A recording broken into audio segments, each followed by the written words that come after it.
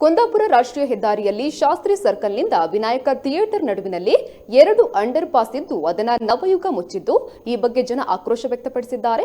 ಇಂದು ನಗರದ ಶಾಸ್ತ್ರಿ ಸರ್ಕಲ್ನಲ್ಲಿ ಪ್ರತಿಭಟನೆ ನಡೆದಿದ್ದು ಈ ವೇಳೆ ಮಾತನಾಡಿದ ಡಿವೈಎಫ್ಯುನ ಮುಖಂಡ ಸುರೇಶ್ ಕಲ್ಲಗರ ಅವರು 2 ಅಂಡರ್ ಪಾಸ್ಗಳನ್ನು ನವಯುಗ ಮುಚ್ಚಿದ್ದು ಇದರಿಂದಾಗಿ ಸ್ಥಳೀಯರು ಸುತ್ತು ಬಳಸಿ ಓಡಾಡುವ ಪರಿಸ್ಥಿತಿ ನಿರ್ಮಾಣವಾಗಿದೆ.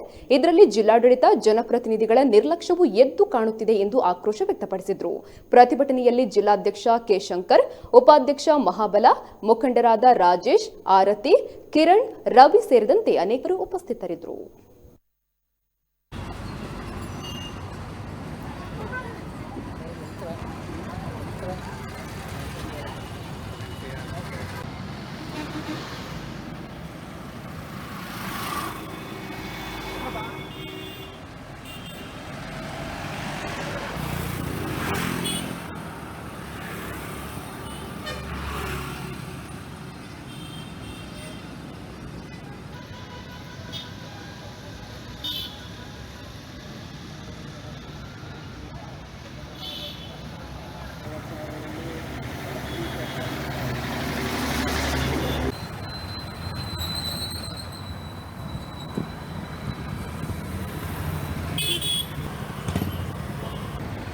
ಪಾದಚಾರಿ ಮಾರ್ಗವನ್ನ ಕೊಡ್ಲಿಕ್ಕೆ ಅವರು ಒಂದು ಕ್ರಮವನ್ನ ವಹಿಸಬೇಕು ಅಂತ ನಾವು ಕೇಳ್ತಾ ಇದ್ದೀವಿ.